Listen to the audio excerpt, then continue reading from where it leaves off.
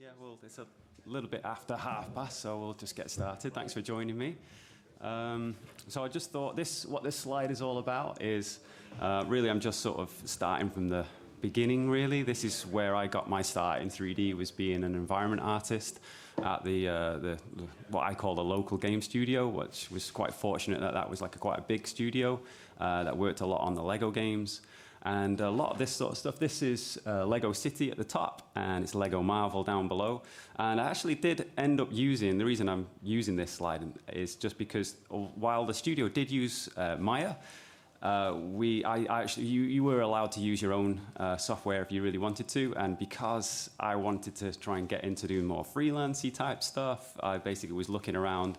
I thought I might earn in the year maybe an extra 5,000 or something doing these little extra jobs, and it was kind of pointless because Maya's license was pretty much going to blow all that budget anyway. So thankfully there was Blender in existence, which allowed that kind of first steps into freelance even possible. So while there at the studio, I ended up talking to a lot of other artists that were there and trying to sort of show a lot of things that Blender could do, which Maya basically couldn't do, because Blender has all the modifiers, so it has a lot of non-destructive workflow, which is super useful.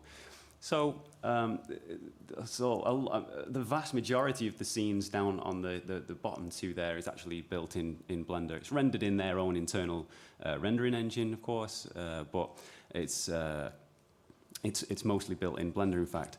So there was a lot of the same kind of questions that came up from other artists that I was trying to show Blender to and sort of like evangelizing, trying to get other people on board with it. So that's kind of the loose theme of these tips and tricks, if you like. So like, what are we actually, the same things that come up again and again that kind of derail a lot of people out of Blender. And trying to keep them up to date. So I had like two small children at that time, and in England they tend to start school around 4 or so. So that's why I ended up quitting there at this game studio and started releasing some courses, which helped to basically allow me to do that, to help pick up the kids after school and things like this. And then in the meantime, I've been kind of releasing tutorials online and so on. We'll kind of look at this top left idea towards the end of the presentation, and basically the others are already online, just like simple ideas or just little art sort of concept type of things, but also with usually it's a lot of things like UV techniques and just taking a look at a particular thing, which is kind of what we're going to look at today as well. So with a lot of this, we get to see a lot of YouTube comments, like what is you get to hear a lot of the same questions come up and time and time again, and that's again the general theme of this.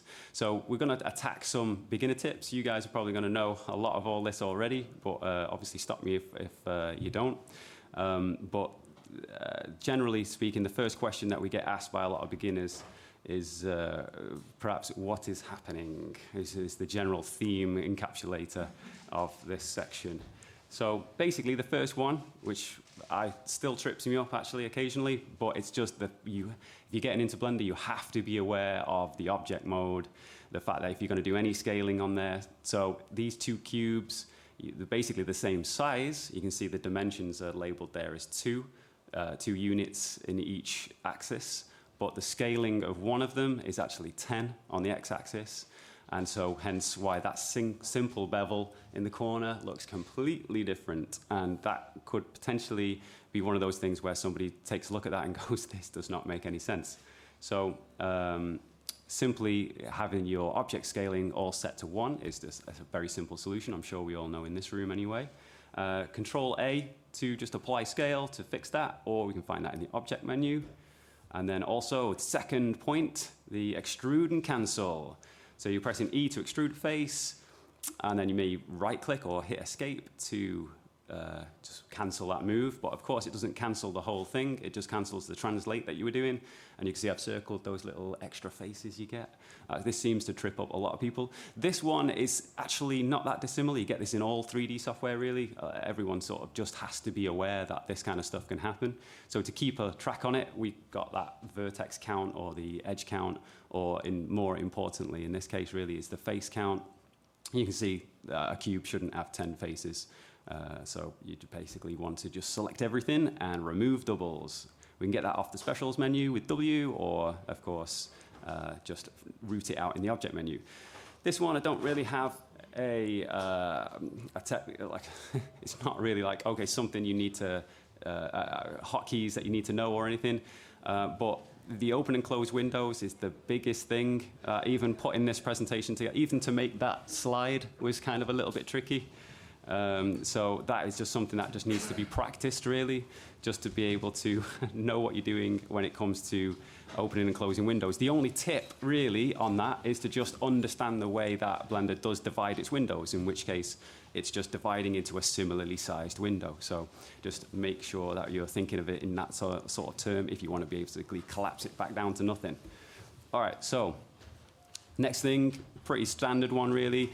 This is really obvious on this one. I've actually just gone into the Move tool. So the tool is still active, but when I've been just down volunteering at the local Coder Dojo that we have in a school nearby, just helping out the kids to sort of learn Blender and stuff, this seems to be the thing that gets them all. They end up entering a tool. It might be the extrude tool, perhaps, or maybe something more subtle, and they don't notice they're still in that tool. It's just hitting escape. I'm not exactly sure how to, from a UI perspective, to sort of correct for that, but it's definitely worth being aware that that is possible. So if you look at the interface at the top and bottom, often when you activate a tool, you'll see that some extra or different information shows up, and when you're moving the mouse, of course, that stuff is updating. So that's a surefire sign that you're obviously still in a tool if everything else doesn't work. All right, so this is another one. This looks like a normal cube, but it is not. This is your average, everyday, commonplace cube. But lurking beneath its cozy exterior is, in fact, a dark interior, because it's flipped normals. And you can tell that by just looking at the shading there in the tool, in the properties panel, which you can toggle on and off with the N key, of course. So yeah, up there, if you activate backface culling, yeah, you're going to see the fact that all the faces are flipped. So quick, easy fix on that one is you just want to recalculate them. You can see the shortcuts there, Shift Control N or Control N in this case, and or you can just flip the normals. I just wanted to update that for 2.8 really, because the overlays have kind of gone up to the top. And we've got that backface culling up there in the overlays menu. But we've got this new cool visualization, which is the face orientation. So if things are sort of pointing the wrong way around, they're going to show up as red. And if they're pointing the right way around, you got them as blue.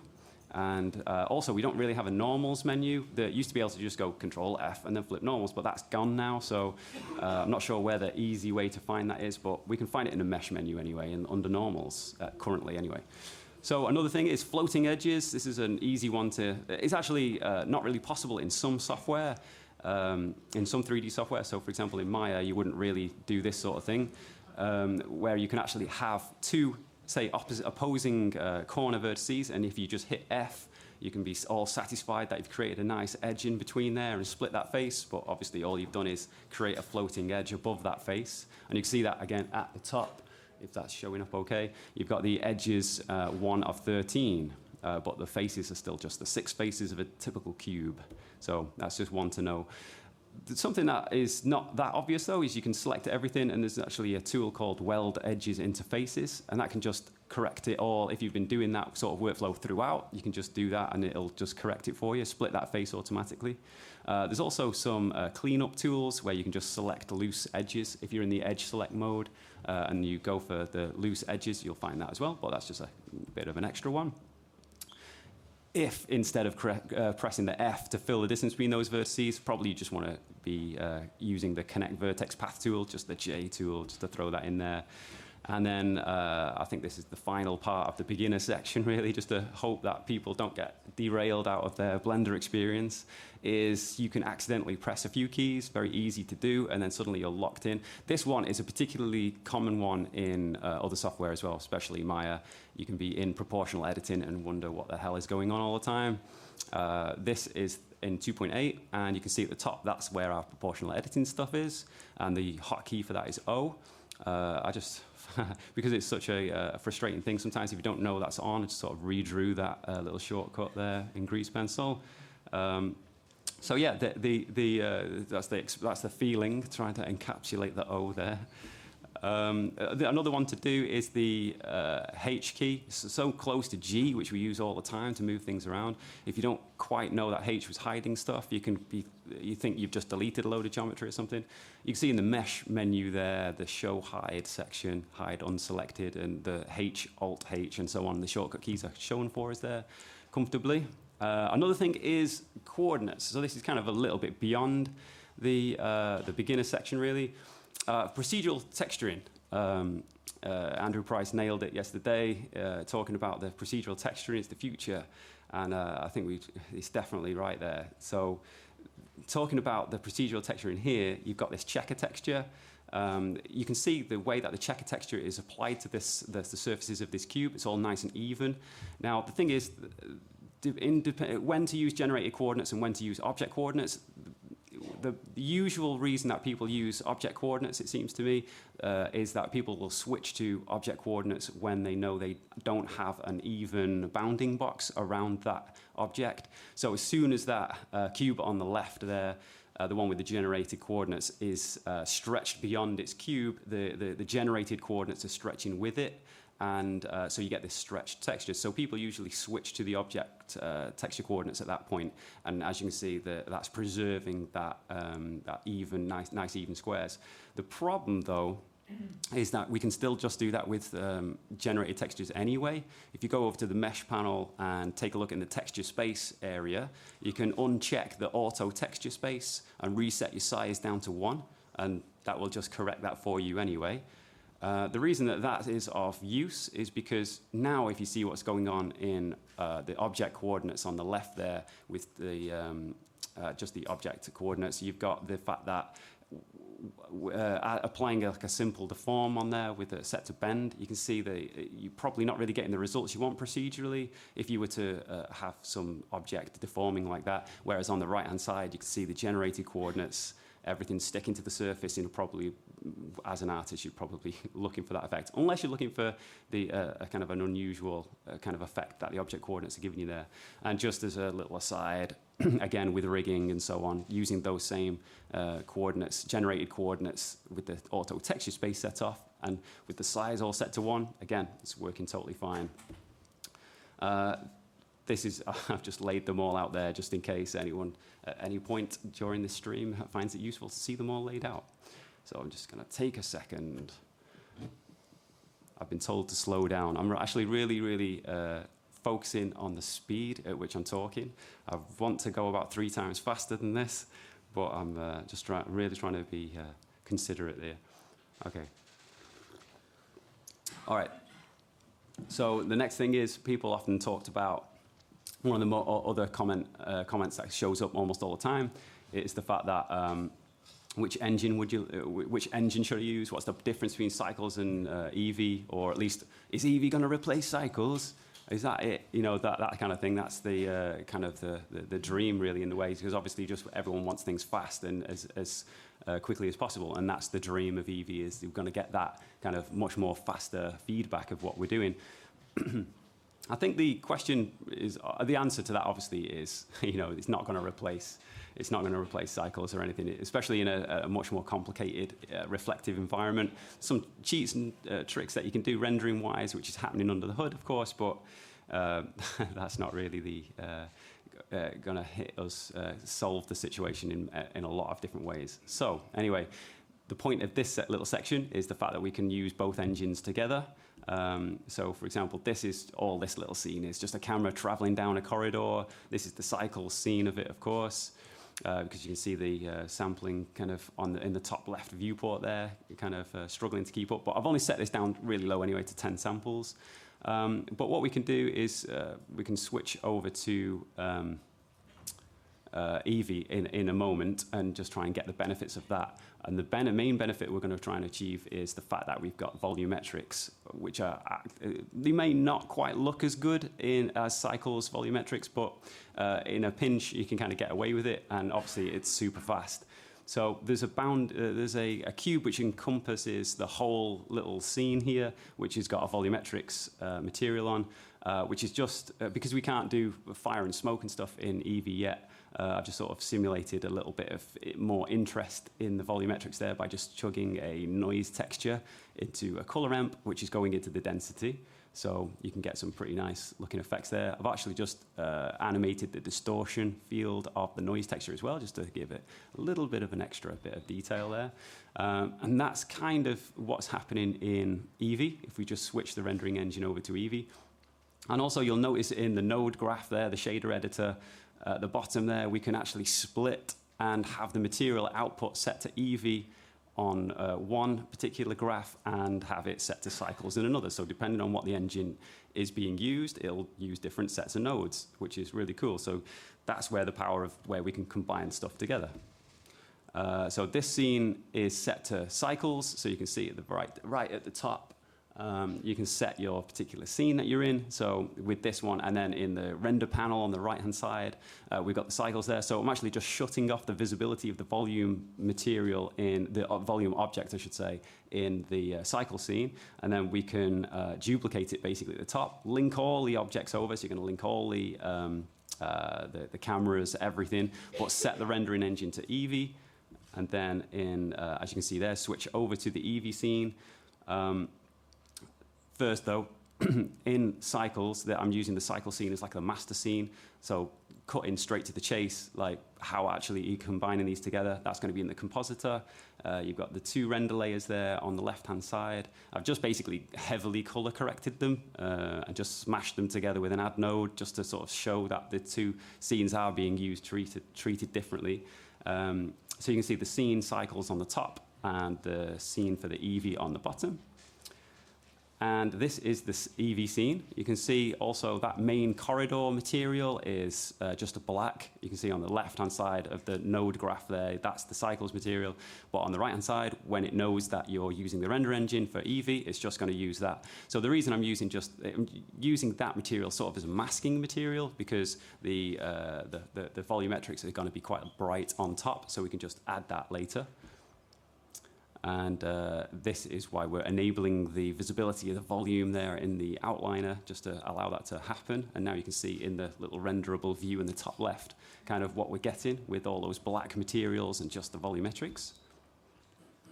Something else to note, by the way, is in the rendering panel, you should see a couple of blue check marks there. Just around that bit, which I should have probably indicated a little clearer. But yeah, you've got some screen space reflections, ambient occlusion, all set to default, and pretty much the volumetrics as well. So just switching them on is obviously going to allow us to see that volumetrics. And with a quick render, that's basically what we're getting, and we get it super fast in less than a second. So back in the cycle scene, switching the volume object off, the visibility is actually off. But when we're rendering it, as you can see in the node graph there, you can see it's starting to build the scene with the volumetrics, which I'm not exactly sure whether that's a bug or not in this 2.8 issue at the moment. But that's not really a big deal, because what we can do is just, instead of using that, we can actually just duplicate the object entirely and set it to be set the duplicate. Basically rename them, so you've got one called volume.ev. We can stick that in the Eevee one and have it visible, still using the same material, so it doesn't really matter. And the volume.cycles one, we can just turn that off entirely if we do want to visualize it again at any point, just to compare and contrast. The other issue, maybe it's again another bug, I don't think we'll probably need to do this in the end when it's all out, is the fact that at the moment you can see a little red square around just next to the render layer at the bottom in the Eevee section.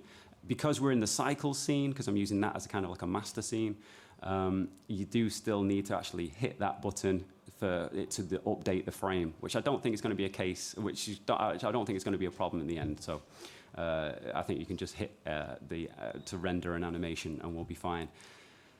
But in the meantime, you probably just best switch into Eevee, render out the image sequence, and swap that render layer with an image sequence instead.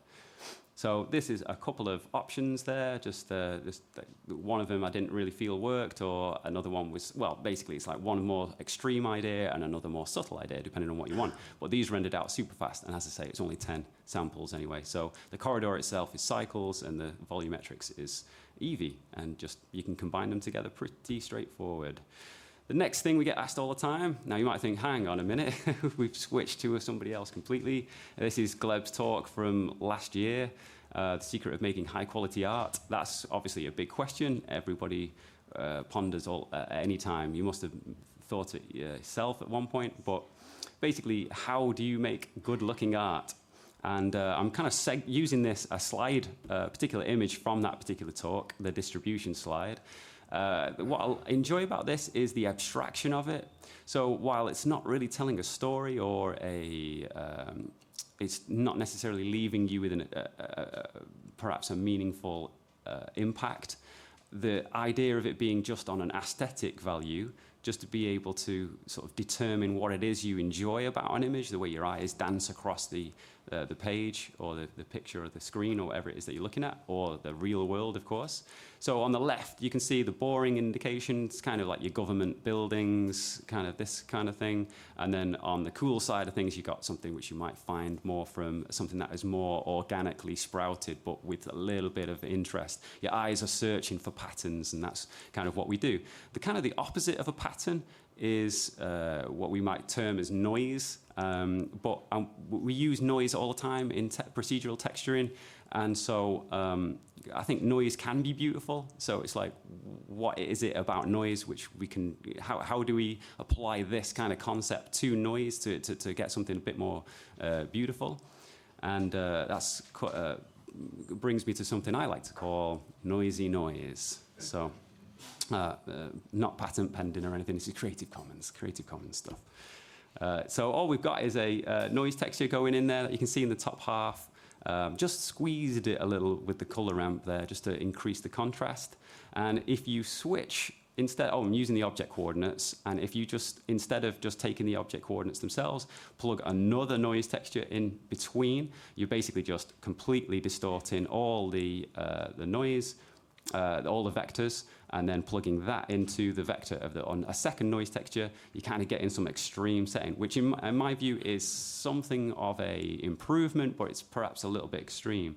So all I'm doing here at this point now is just adding an extra couple of value nodes, which are plugging into the scale and the detail values of those noise textures. So now we've got one value to tweak instead of having to mirror them across on the two different noise textures.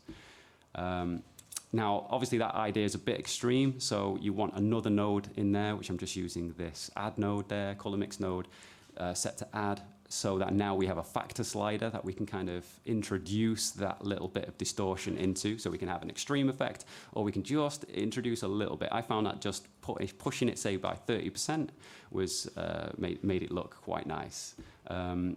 However, we also need to subtract the vector information that we're getting out of the first noise texture, because otherwise we're just going to, we don't have to actually put that in, but it's just nicer visually to do that, because if you remap the values going from 0 to 1 to minus 0.5 to plus 0.5, the texture is going to stay in place rather than drift off in a purely positive direction. It kind of normalizes it. Which I think I've got a little example on this. So as you can see, the value of the add node increase, you can kind of, it almost makes it look a little 3D. So it's just a 2D noise texture, which is just being increased a little bit. Now, of course, we can just go again, that's why stop there, just have another level of noise that you mix together. I've just decided to go with an overlay node on the right-hand side there. The main difference between that top half and the bottom half is just the scale settings. So the top one's set to 3 and the bottom one's set to 10. And then we can bring them together, which I'm just sort of mixing again, just in this slight animation that you can see, just adding them together. But again, why not just go for a simple overlay when you can treat that overlay with another noise?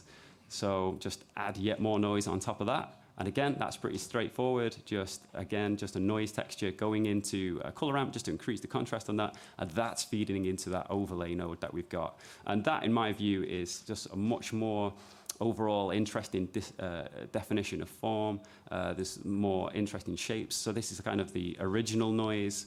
And that's kind of the more treated noise, which I think you can get a lot more out of from a procedural point of view when you're doing your texturing. So, and obviously this is like kind of, you've got your infinite resolution there to be able to deal with, or you can change your little settings and increase. So just to switch pace a little bit, I thought I'd throw in some tips from the hard surface. I thought maybe some people might be expecting a few things like this in the talk, so I just thought let's whiz through a few of these while we've got the time. So we can work in 2D, of course, just take a shape like this, and then I have a collection called shapes, which has got all these sort of things in there. And if we just border select with the B key, and then take a look from the top orthographic view with 7 on the numpad, tab into edit mode, and then hunt for the knife project tool, which you can get to with the space key, and then just go to the search at the top. You can see that it actually just creates a lot of detail that we can then manipulate after the fact. So a lot of what we need is already selected there. So while that's the case, I'm going to switch to the inset tool and then just uncheck the boundary of that so that we can just inset it a little bit. All that's doing is just giving us a little bit of a normals space, some freedom to actually play around with this a little bit without affecting the main shading of the overall flat surface.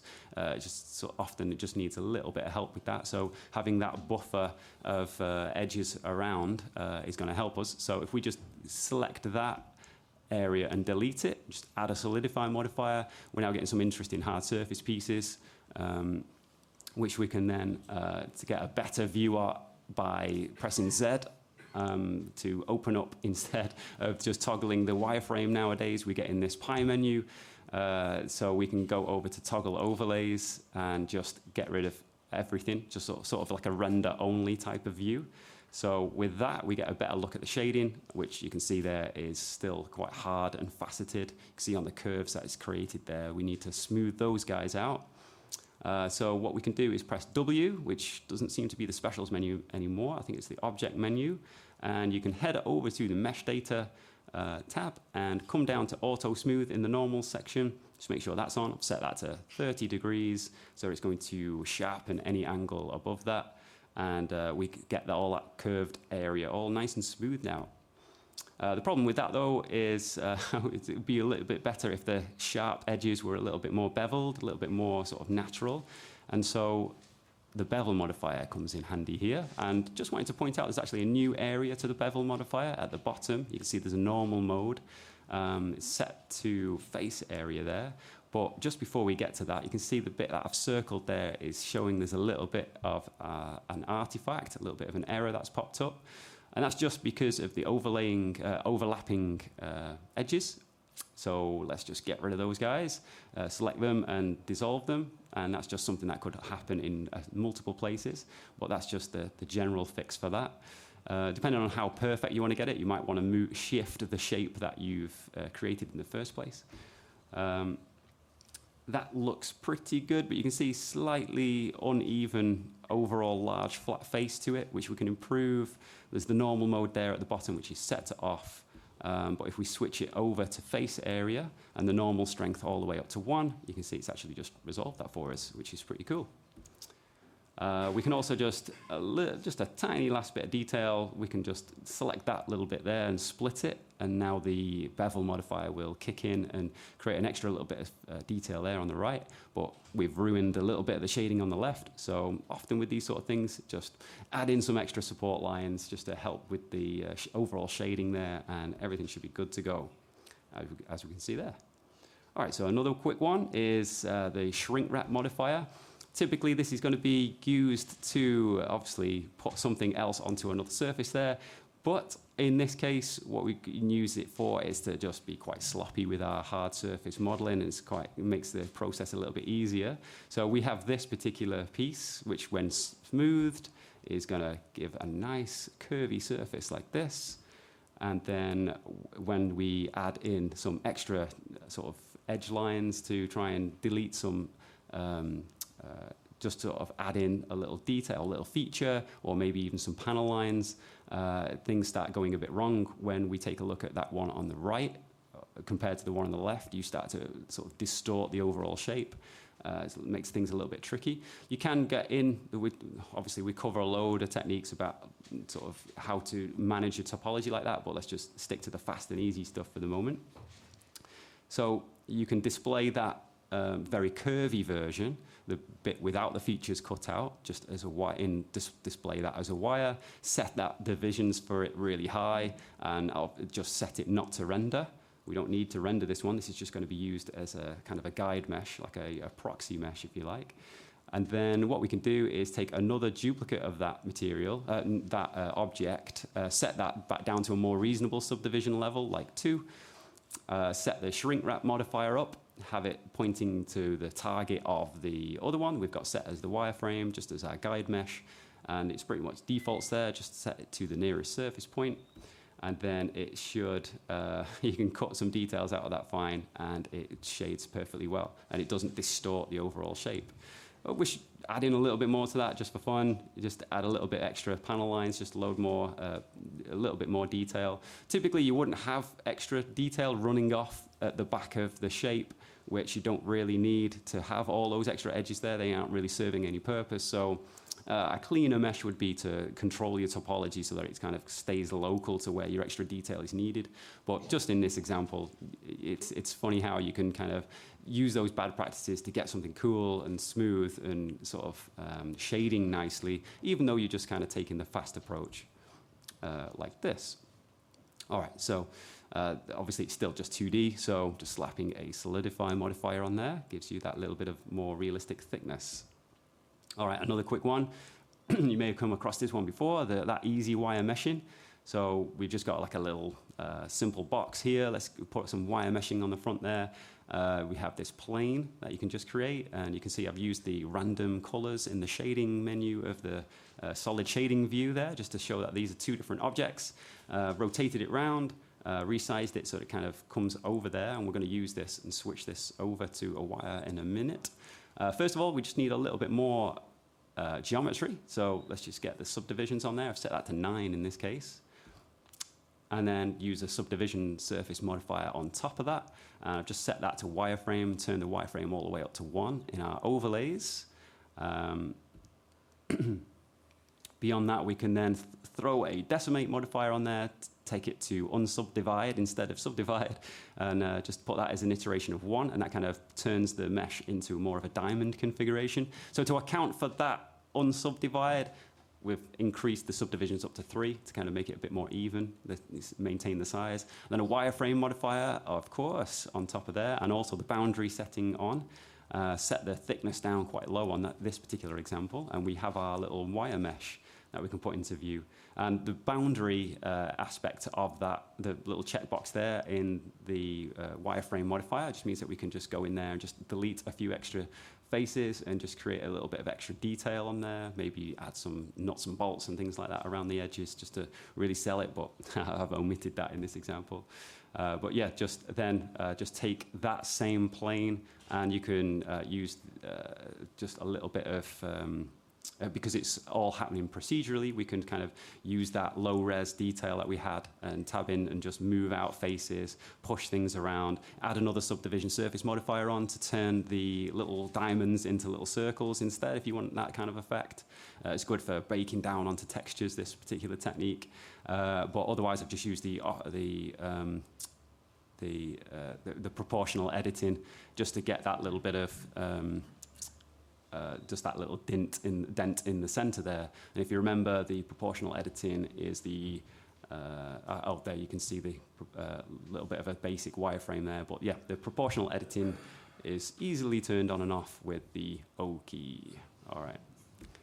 So this little last example now, this is just a little technique to do these kind of typical growing vines or cables or tentacles kind of thing. So this is just sort of, I'm not really sure what this kind of scene is. I started trying to do something just for fun, a little bit like the Matrix scene in the elevator, where it turned into this. Just thought I'd throw a few different bells and whistles at the Eevee engine just to see what would happen. But out of this came a little bit of a challenge to get these vines kind of working, really, because if there's several techniques to do this, and it's not that straightforward to get the kind of look that I was looking for. So I just wanted to share that, and then we'll finish up.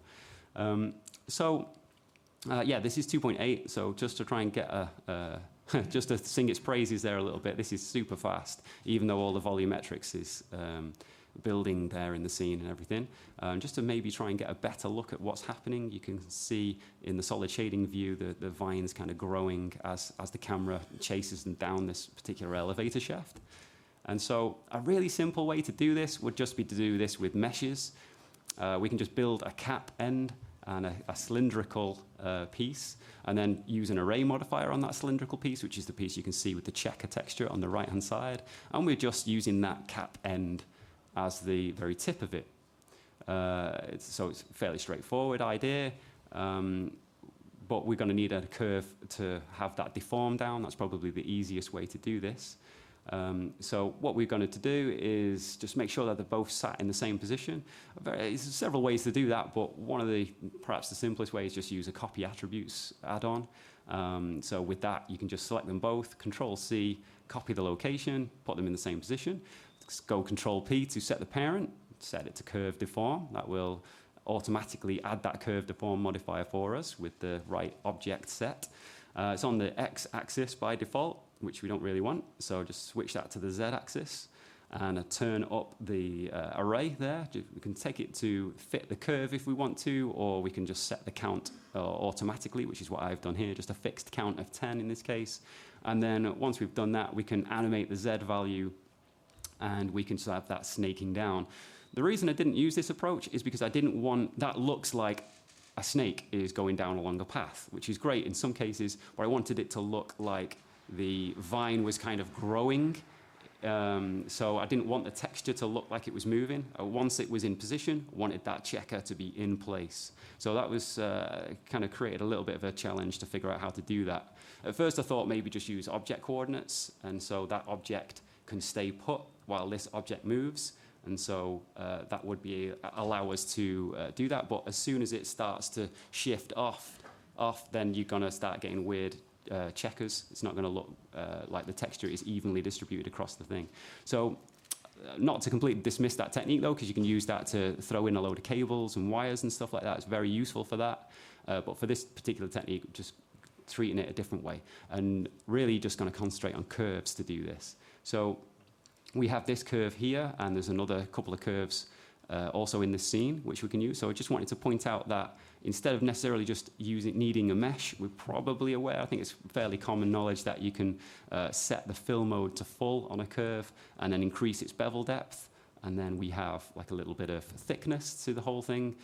We also have, by the way, that bevel start and end at the bottom. And I don't know why I didn't think to include this, but you can kind of do this technique with that bevel start and end by just animating the end value there. But the issue with that is that you're just going to have a solid cutoff.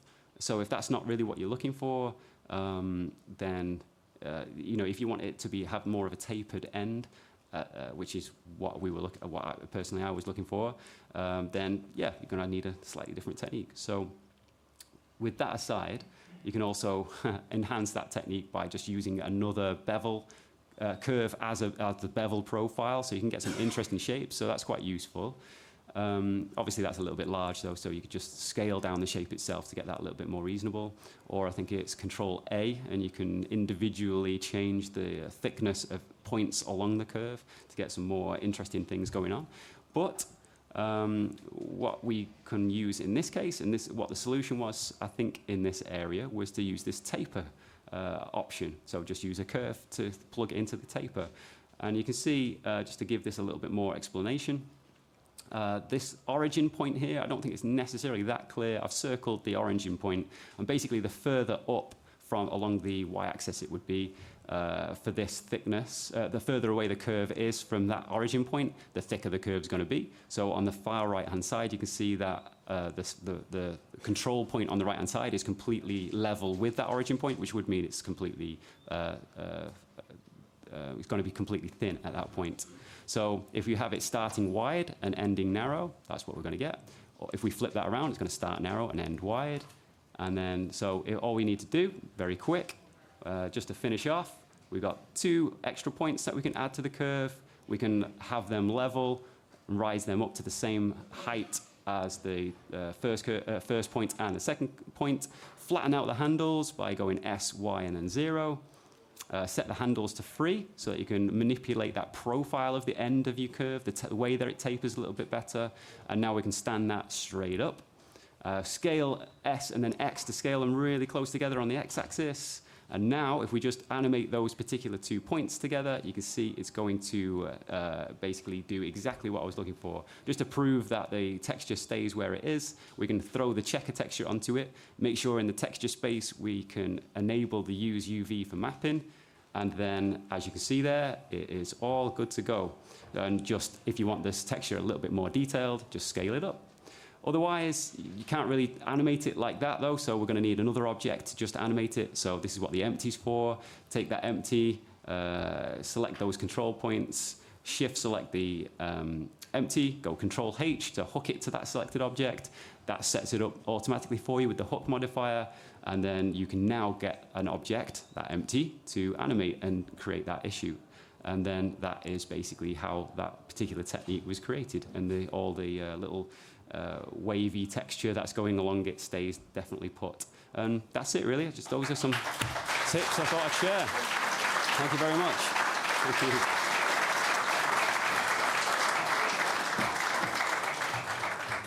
Thank you very much.